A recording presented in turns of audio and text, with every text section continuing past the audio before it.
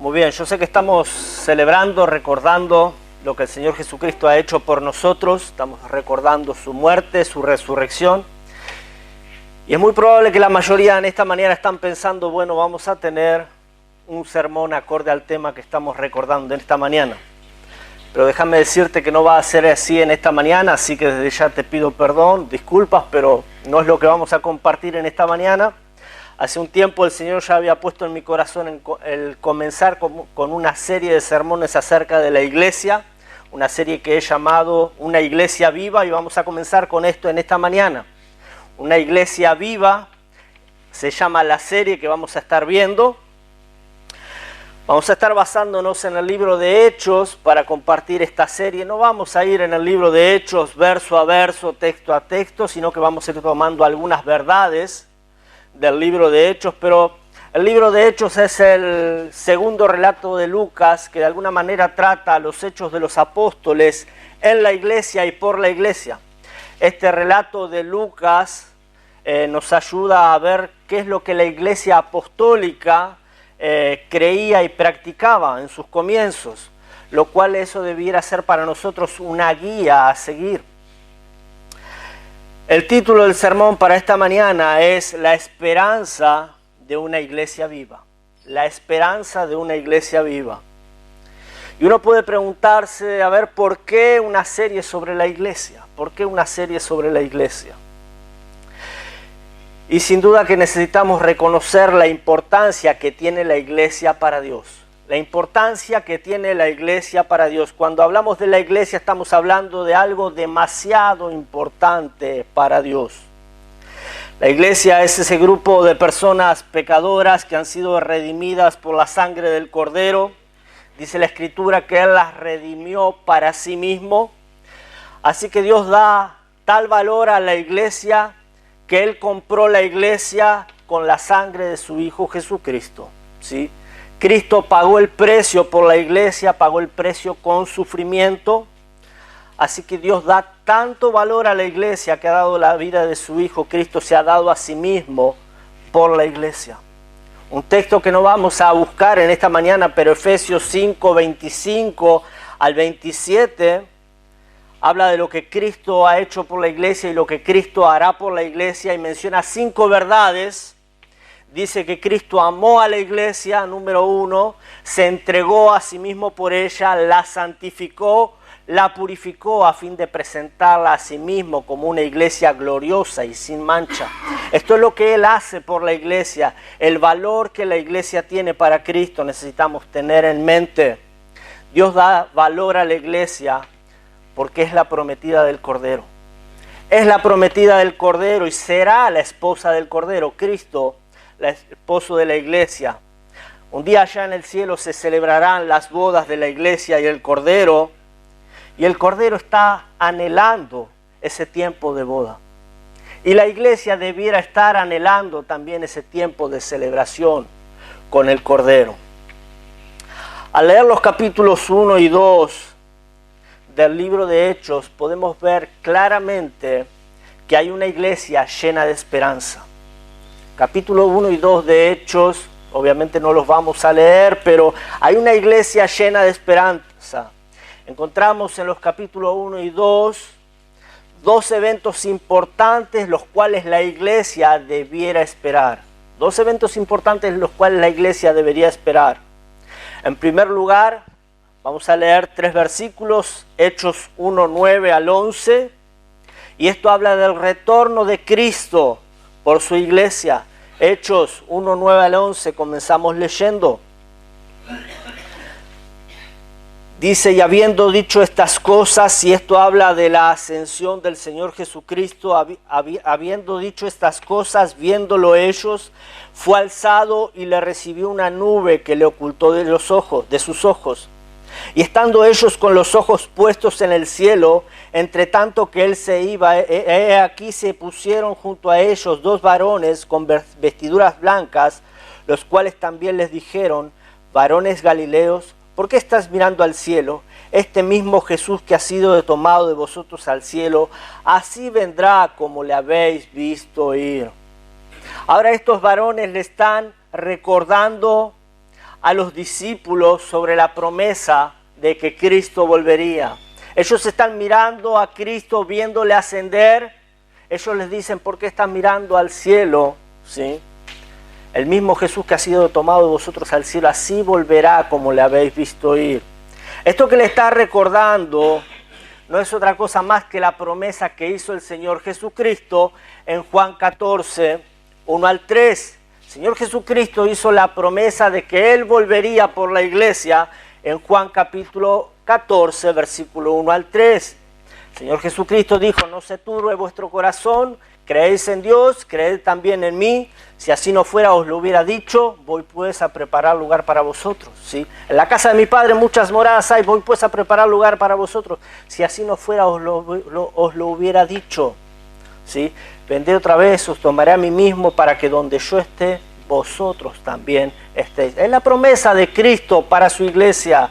Vendré por la iglesia.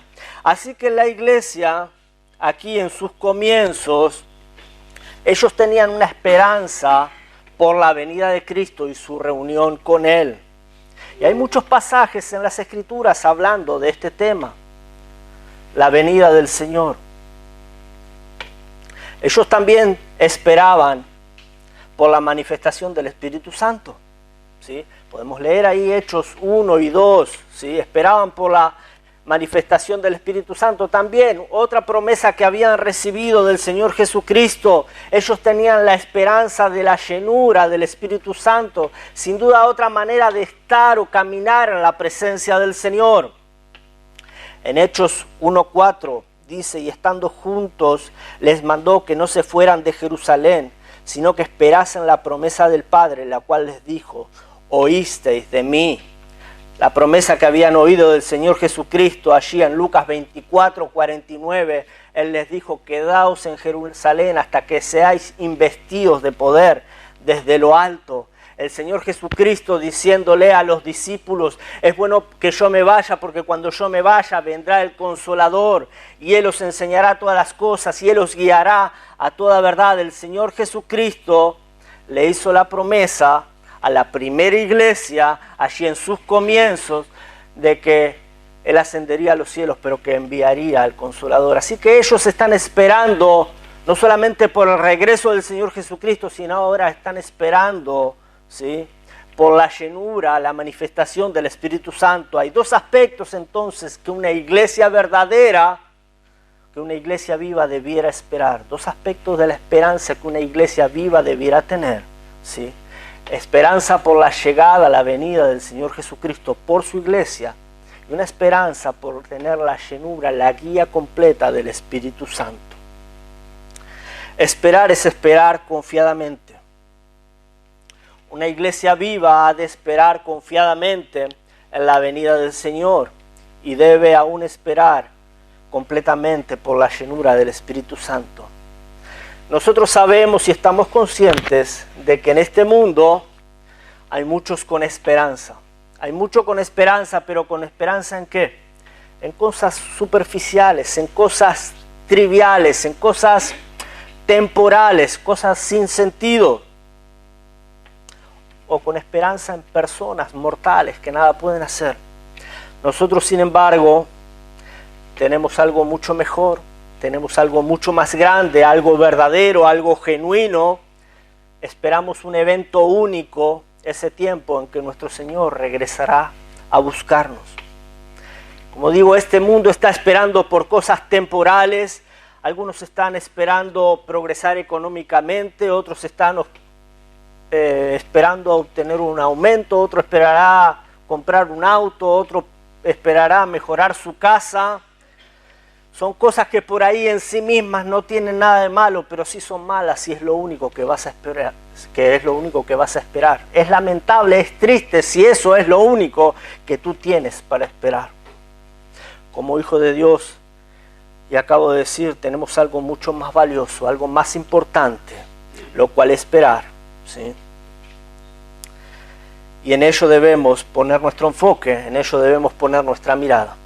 Yo quiero utilizar un pasaje en esta mañana para hablarte de ese tiempo que estamos esperando por la venida de nuestro Señor.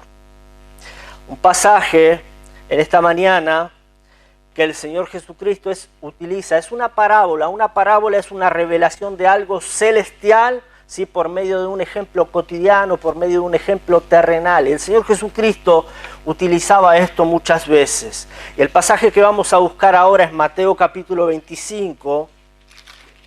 Y vamos a quedarnos ahí por un ratito. Mateo capítulo 25.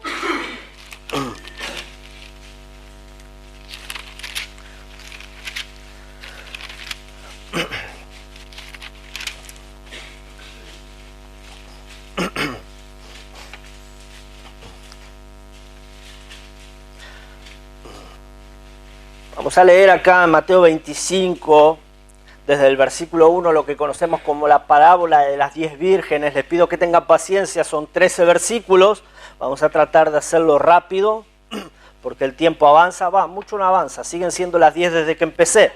Así que, Mateo 25, verso 1 dice: entonces el reino de los cielos será semejante a 10 vírgenes que tomando sus lámparas salieron a recibir al esposo. 5 de ellas eran prudentes y 5 insensatas. Las insensatas, tomando sus lámparas, no tomaron consigo aceite, mas las prudentes tomaron aceite en sus vasijas juntamente con sus lámparas. Y tardándose el esposo, cabecearon todas y se durmieron. Y a la medianoche se oyó un clamor: aquí viene el esposo, salid a recibirle. Entonces todas aquellas vírgenes se levantaron y arreglaron sus lámparas. Y las insensatas dijeron a las prudentes: dadnos de vuestro aceite, porque nuestras lámparas se apagan. Mas las prudentes respondieron diciendo: para que no nos falte a nosotras y a vosotras, id más bien a los que venden y comprad para vosotras mismas. Pero mientras ellas iban a comprar, vino el esposo, y las que estaban preparadas entraron con él a las bodas, y se cerró la puerta. Después vinieron también las otras vírgenes diciendo: Señor, Señor, ábrenos. Mas él respondiendo dijo: de cierto os digo que no os conozco. Velad pues, porque no sabéis el día ni la hora en que el Hijo del Hombre ha de venir. Bien, el Señor está dando ahora esta ilustración de ese tiempo en que Él vendrá por los suyos, de ese tiempo en que Él vendrá por la iglesia. La analogía que el Señor hace es de estas 10 vírgenes que esperan al novio que venga para la boda, ¿sí? Cristo utiliza, como les dije, algo común, algo cotidiano, para responder a las preguntas que le habían sido hechas en el Mateo 24:3, donde le preguntaron: ¿cuándo serán estas cosas? ¿Qué señal habrá de tu venida y del fin del siglo? Y él viene respondiendo allí a lo largo de Mateo 24, ahora Mateo 25, durante todo el capítulo, él está respondiendo a estas preguntas.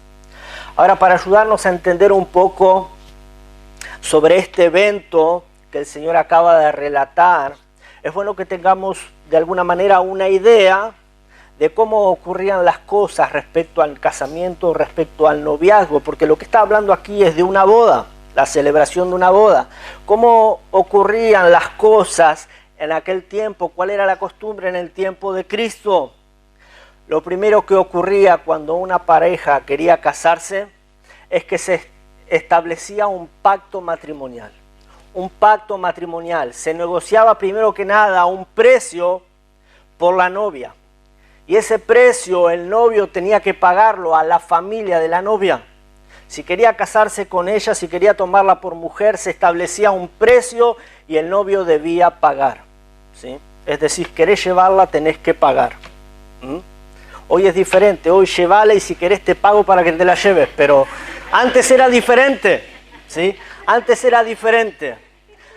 Así que una vez que se efectuaba el pago, se hacía este pacto matrimonial, venía el periodo de esponsales, ¿sí? Que es similar al tiempo de los novios. La novia llevaba un velo para simbolizar de alguna manera su compromiso, de que ya se estaba reservando para otro hombre, para un hombre específico. El futuro marido, el novio, volvía a su casa a preparar el hogar donde iban a vivir. La novia también se ponía a hacer sus preparativos para la vida matrimonial, y todos esos preparativos suponían un lapso de tiempo quizás aproximado de hasta un año podía ser, que llevaban todos esos preparativos. Luego de eso llegaba el tiempo en que había que esperar la llegada del novio, ¿sí? Una vez que el novio terminaba con esos preparativos, venía a recoger a la novia, ¿sí? Y esto solía ocurrir por la noche. El novio iba acompañado de un grupo de novios, de varones masculinos, con un padrino, y llevaban antorchas para de alguna manera alumbrar el camino. Y cuando el novio llegaba a lo de la novia, él llegaba anunciándose con un grito para que todos sepan de que había llegado el novio. Ahora, de ahí la necesidad de que la novia esté preparada, ¿sí? Para cuando venga el novio a medianoche. Ella no sabía específicamente en qué momento llegaba, pero sabía que llegaba, entonces debía estar preparada. Luego de esto ocurría la fiesta de la boda. La novia, junto a otras damas que le acompañaban, iba con el novio a casa, se celebraba la novia, ¿sí? Se celebraba la boda, se consumaba el matrimonio y allí comenzaba la vida matrimonial. Ahora vamos a hacer un breve repaso de lo que acabamos de leer y vamos a tratar de tomar algunas verdades y sobre todas las cosas alguna aplicación para nuestra vida, porque es lo que tratamos de hacer. Si no queremos ser simplemente oidores olvidadizos, sino hacedores de la palabra, ¿no? ¿Quién dice eso en las Escrituras? Amén. Yo sé que las damas estudiaron Santiago, así que yo sé que lo saben. Muy bien. Así que es importante, mientras escuchamos la palabra del Señor, estar buscando qué es lo que el Señor tiene para nosotros y qué es lo que voy a aplicar, ¿sí? No venimos de pasatiempo solamente por la casa del Señor. Pero bien, lo primero que vamos a hacer alusión a los primeros 4 versículos, no los vamos a volver a leer, pero vamos a hacer un breve resumen de los primeros 4 versículos, donde encontramos claramente que hay 10 vírgenes que salían a recibir al esposo, 10 vírgenes que salían a recibir al esposo, las cuales dice la Escritura que 5 eran prudentes y 5 eran insensatas. Lo que necesitamos notar que aunque 5 eran prudentes y 5 eran insensatas, el parecido entre ellas externamente era idéntico. Eran muy parecidas externamente. 5 necias, 5 insensatas y 5 prudentes, 5 sabias, pero externamente lucían igual. Las insensatas son llamadas así, insensatas o necias, por no haber estado preparadas. Ellas no tomaron, digamos, aceite extra. Ellas simplemente tenían el aceite de sus lámparas y nada más, y ellas creyeron que con esto les bastaba. Recordemos que para salir a recibir al novio, ellas tenían que tener sus lámparas encendidas, ¿sí? La lámpara era lo que iban a utilizar para alumbrar el camino, no tenían la luz de la calle como tenemos nosotros, ellos dependían de esa lámpara, ¿sí? Ahora, algo que no podemos olvidar a lo largo del relato, de que estas insensatas se quedaron fuera de la boda. Llamó poderosamente la atención esta mañana, una hermana llegó ahí medio, estábamos en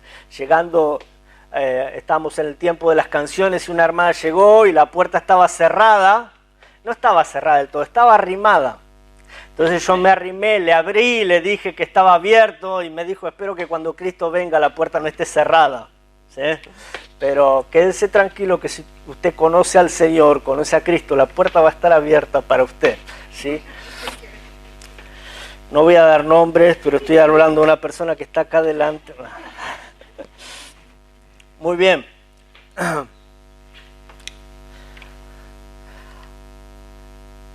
Había 5 vírgenes que eran prudentes. Son llamadas así porque ellas sí tomaron aceite extra en sus vasijas. No solamente tenían el de las lámparas, sino que tomaron aceite extra en sus vasijas para sus lámparas, ¿sí? Ellas sabían, estaban entendidas de que el esposo podía tardarse. Entonces, para no quedarse sin aceite, ellas llevaron algo extra en sus vasijas. El aceite que utilizaban para las lámparas era el aceite que se obtenía de machacar la oliva. Eso era lo que usaban.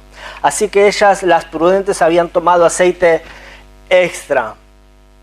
Ahora, yendo un poquito a los significados, las vírgenes prudentes son la iglesia que espera, ¿sí?, al esposo. Las vírgenes prudentes son la iglesia que espera al esposo. Las insensatas son aquellas personas que están en medio de la iglesia, pero no son parte. ¿Entienden esto? Están en medio de la iglesia, pero no son salvas, ¿sí? Y por ende no participarán de las bodas del Cordero. Ellas están allí creyendo que tienen lo suficiente, que tienen suficiente aceite, están creyendo que es suficiente con venir a la iglesia, están creyendo que es suficiente con ofrendar, con ser religiosas, con hacer buenas obras, pero en realidad ellas no tienen lo necesario, no tienen lo esencial, no tienen lo principal. El aceite en las Escrituras es símbolo ¿de qué? Del Espíritu Santo, gracias. ¿Sí? Ahora, el Espíritu Santo, dice la Escritura, que es el que viene a morar en nuestros corazones cuando recibimos a nuestro Señor, cuando confesamos nuestros pecados, y dice la Escritura que Él es fiel y justo para perdonar nuestros pecados y limpiarnos de toda maldad. El Espíritu Santo es aquel con el cual somos sellados. Dice que es las arras, somos sellados con las arras de nuestra herencia. Aún dice Romanos 8:16 que el Espíritu Santo da testimonio a nuestro espíritu de que somos hijos de Dios y que somos herederos y coherederos con Cristo. Ahora, aquellos que no han aceptado a Cristo, aquellos que no han confesado sus pecados, como dice la Escritura, son los insensatos de los cuales habla aquí el texto. Así como las vírgenes insensatas estaban en medio de las prudentes, y cuando se oyó el anuncio de que venía el esposo, ellas también salieron a recibirle. Necesitamos atender a esto. Aún las insensatas salieron a recibir al esposo, ¿sí? Pero aún en medio de la iglesia hay falsos cristianos que están en medio. Hay falsos cristianos que están en medio y conocen las costumbres, diría el pastor, tienen el lenguaje porque lo aprenden, ¿sí? Tienen la apariencia, pero les falta lo más importante. Tienen la apariencia, les decía al comenzar que la apariencia entre las prudentes y las insensatas es muy similar. Externamente son muy parecidas. Hay muchos de la iglesia que, como les dije, tienen el lenguaje, tienen la apariencia, pero les falta lo más importante. Mateo capítulo 7, no lo vamos a buscar, pero en Mateo 7:21 el Señor Jesucristo dijo: no todo el que me dice Señor, Señor, entrará en el reino de los cielos.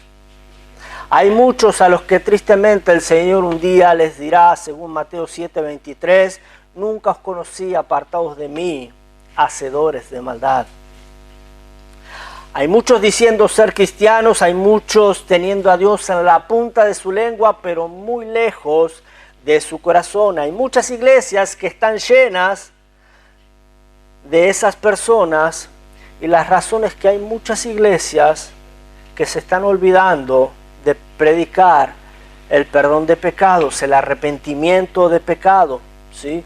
Hay muchos predicando sobre cómo ser feliz, hay muchos predicando de cómo progresar económicamente, hay muchos predicando acerca de cómo enfrentar la adversidad, pero muy pocos predicando acerca del arrepentimiento y el perdón de pecado.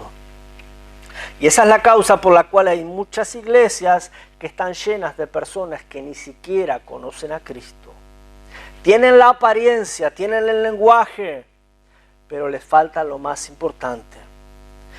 Mateo 7, volviendo al tema de los insensatos, nos dice en Mateo 7, 26 y 27, que el insensato, el necio, es aquel que edifica su casa en la arena, edifica su vida en lo superficial. Edifica su vida según lo que a él mismo le parece, sobre lo que él mismo cree que está bien. Él simplemente está atendiendo a las cosas temporales de esta vida. Mas el sabio, dice allí, el prudente es el que edifica su casa, edifica su vida sobre la roca que es Cristo. Y este es uno que tiene la mirada puesta en las cosas de arriba y no en las de la tierra. El insensato es aquel que piensa y está seguro, no hay de qué preocuparse, no hay de qué tener miedo. Todo está bien y ya. Un poco de esto, un poco de aquello, un poco de venir a la iglesia, un poco de ofrendar, un poco de diezmar, un poco de caridad y con eso ya me basta. Eso es lo que está pensando el insensato. Pablo les dice a los Gálatas, oh Gálatas, insensatos, ¿quién os fascinó? ¿Quién les hizo creer que por tus obras puedes hacer algo? Habiendo comenzado por el Espíritu, ahora vas a acabar por la carne. Por medio de las obras nada puedes hacer, le está diciendo Pablo. El punto que necesitamos tener claro, hay mucha similitud entre las 5 vírgenes insensatas y las 5 prudentes. La apariencia externa es muy parecida. Ambas están ahí esperando al esposo, ambas están deseosas de que éste llegue, y aun cuando se escucha que él viene, ambas salen a recibirle.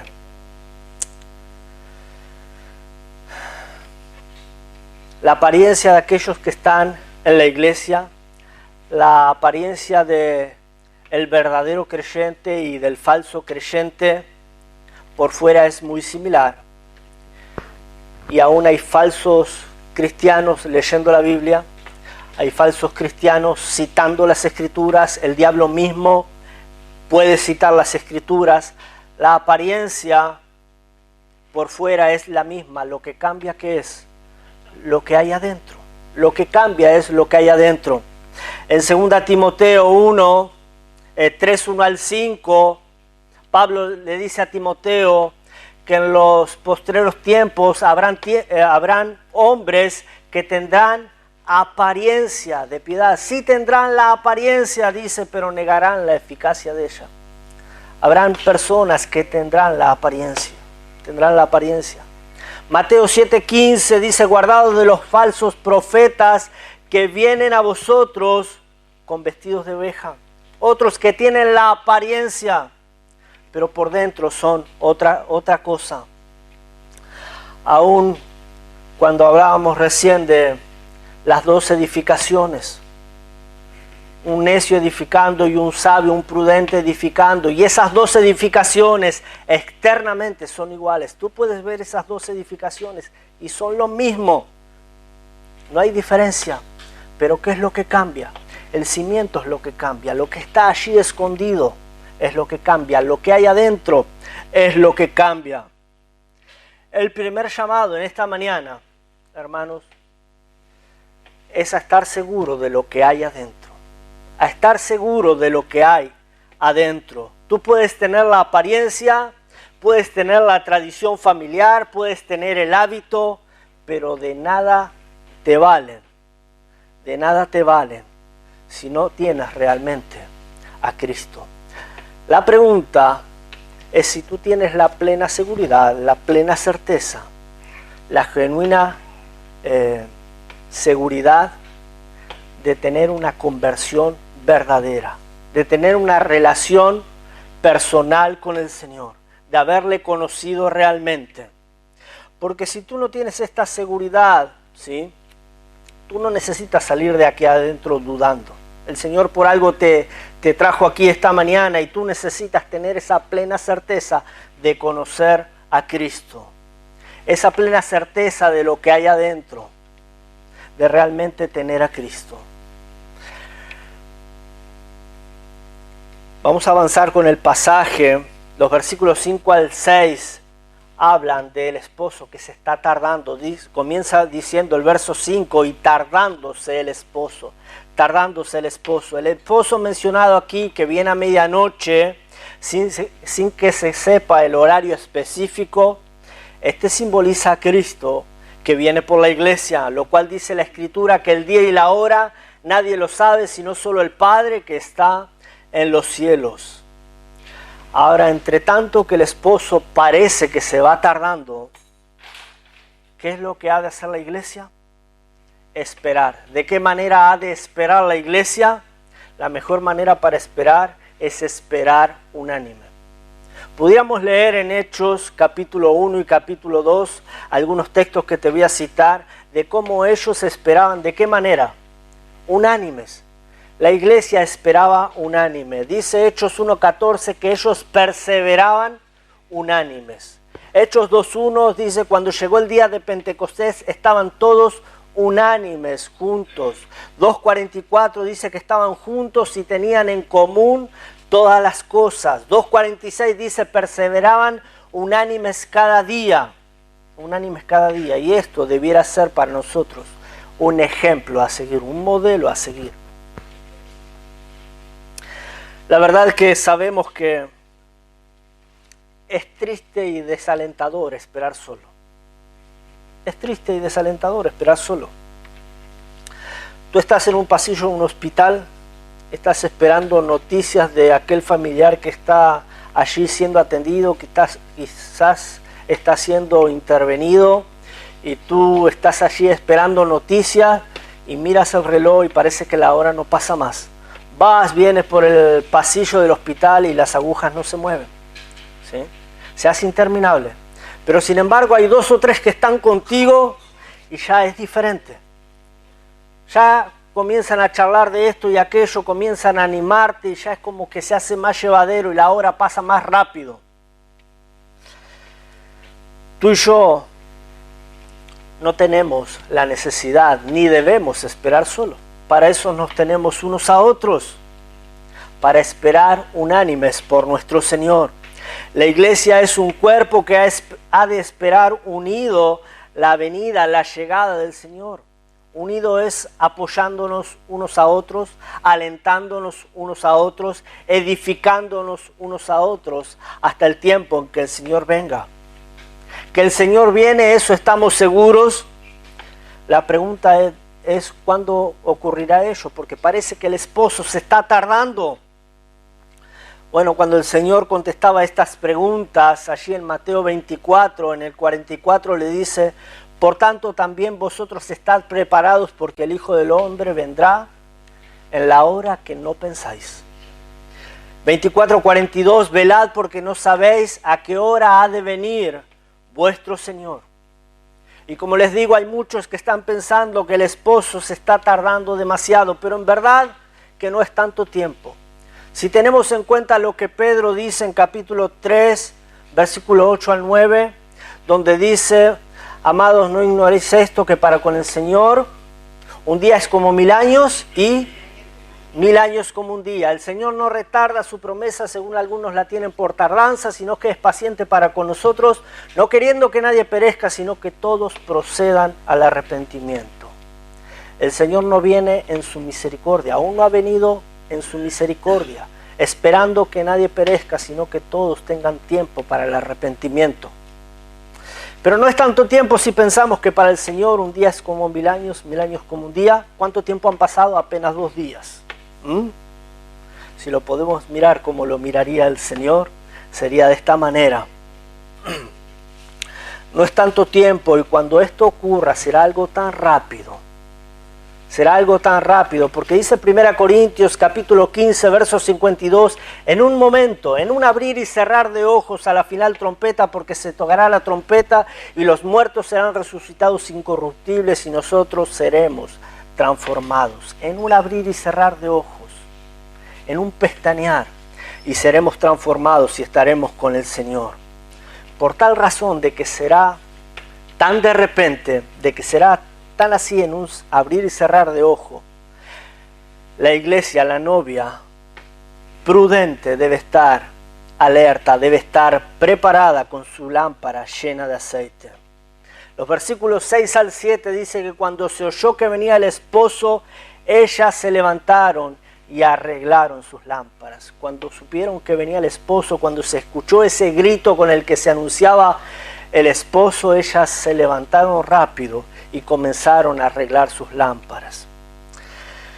Para arreglar la lámpara había que agregarle el aceite, eso es lo que las hacía funcionar, pero a veces aparte había que limpiar la mecha, ¿sí? Si la mecha estaba sucia, eso impedía que la luz fuera suficiente, sino que se hacía más tenue. Así que el arreglar la lámpara era ponerle más aceite y limpiar la mecha. Dice que las insensatas no tenían lo necesario y comenzaron a pedir a las prudentes que ellas le dieran el aceite. Y en resumen, las prudentes las enviaron a que ellas busquen su propio aceite. Algo para notar es que el hecho de que las vírgenes insensatas pidieran el aceite y que no les haya sido dado, esto nos recuerda que la salvación es personal, ¿sí? Y que nadie puede hacer nada por ti, ¿sí? Tú no puedes ser salvo porque tu papá o tu mamá son salvos. Ellos no pueden tener un poco más de fe extra para ti. La salvación es personal, ¿sí? Las lámparas llenas de aceite son igual o son semejantes a vidas llenas del Espíritu. Vidas llenas del Espíritu.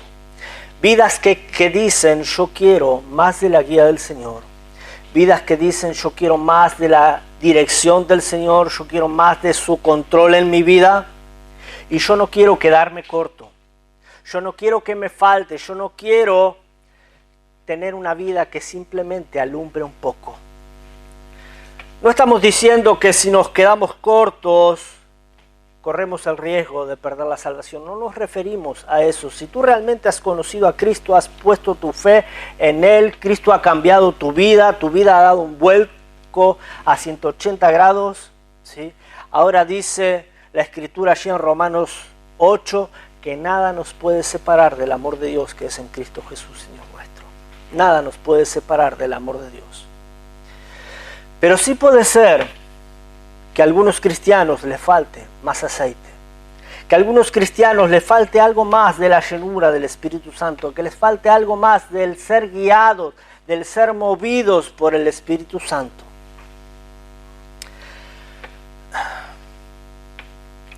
Yo creo que un día cristianos se lamentarán de no haber sido guiados un poco más por el Espíritu Santo, de no haber dejado que Dios guíe un poco más sus vidas. Las Escrituras nos enseñan claramente que cuando venga el novio, cuando venga Cristo por la iglesia será arrebatada juntamente con Él en las nubes. Seremos arrebatados, seremos llevados a su presencia y aquí en la tierra, ¿sí?, comenzará un tiempo de tribulación, 7 años. Dice la Escritura, 3 años y medio, principio de dolores, otros 3 años y medio, gran tribulación. Mientras esas cosas ocurren aquí en la tierra, nosotros no estaremos en la presencia del Señor. Hay 2 cosas que como iglesia estaremos atravesando. Lo primero, cuando estemos en la presencia del Señor, estaremos frente al tribunal de Cristo. Estaremos frente al tribunal de Cristo, donde allí en el tribunal de Cristo las obras de los creyentes serán probadas, serán pasadas por fuego. Dice, si alguno edificó conforme a oro, plata, piedras preciosas, éste recibirá recompensa. Pero si alguno edificó conforme a la carne, madera, heno, hojarasca, la obra será pasada por fuego y será quemada completamente. Si la obra de alguno se quemare, él sufrirá pérdida, si bien él mismo será salvo, aunque así como por fuego.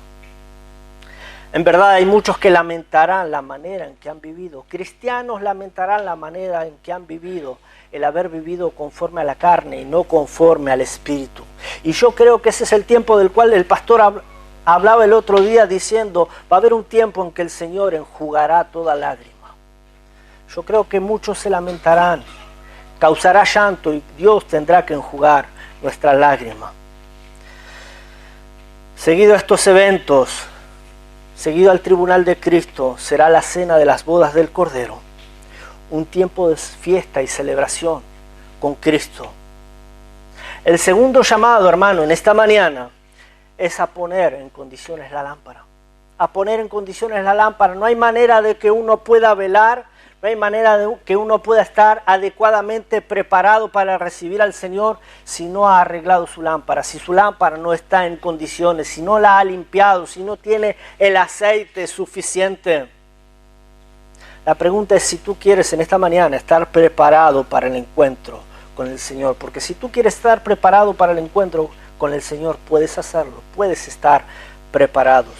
Los versículos 10 al 13 nos dicen que mientras las insensatas salieron a comprar aceite, vino el novio, entraron las prudentes y la puerta se cerró y las insensatas quedaron afuera. ¿Puedes tú imaginar el quedar afuera de tu propia boda? El quedar afuera de tu propia boda es tremenda sorpresa. Yo creo que así, de esa magnitud, será la sorpresa que muchos se llevarán al quedar afuera. Quedarán sorprendidos.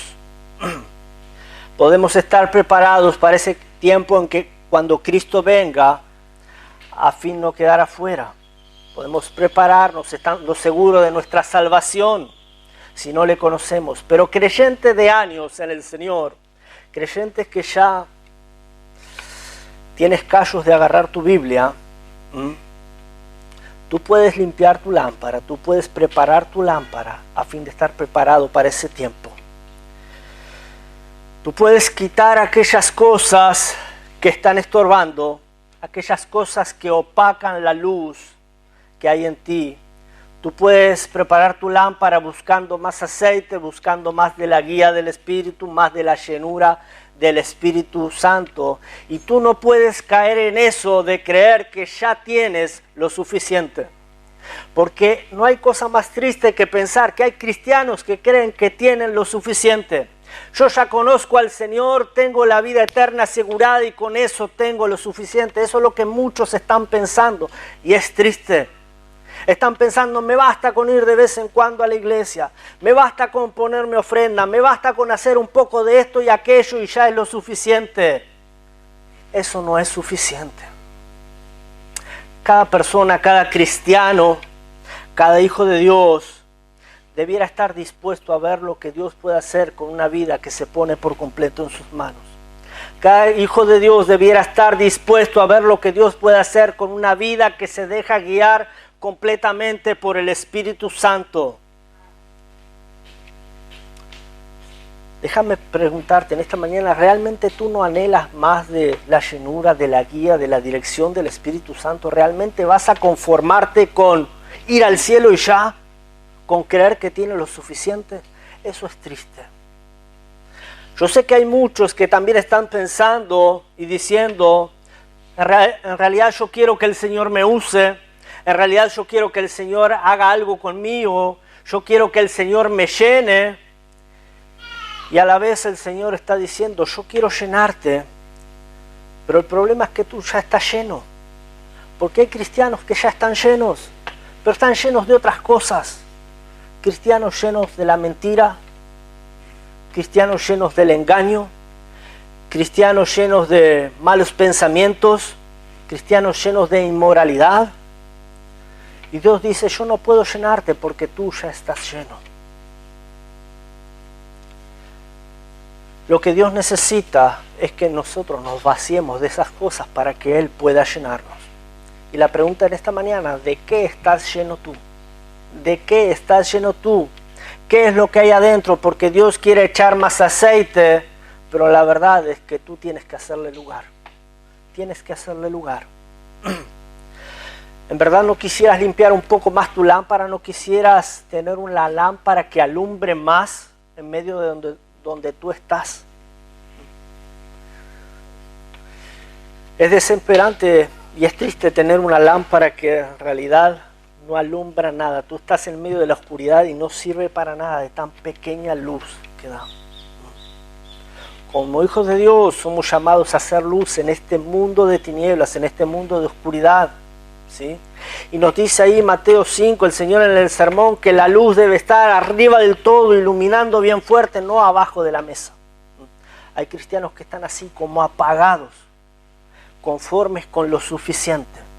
Espero, hermano, en esta mañana que tú no seas uno de esos cristianos que están conformes con lo suficiente y nada más. Porque debemos anhelar, tener la esperanza esa de la llenura, de la guía completa del Espíritu Santo en nuestras vidas. ¿Sí? Espero que no te conformes con poco, sino que seas parte de esos creyentes que realmente esperan y anhelan por más. Debemos prepararnos individualmente y debemos prepararnos como iglesia. Y es mi deseo, hermanos, que Dios nos permita ser esa iglesia llena del Espíritu, esa lámpara que alumbra fuertemente, ¿sí? Mientras que espera unánime la venida del Señor. Amén. Vamos a orar. Padre.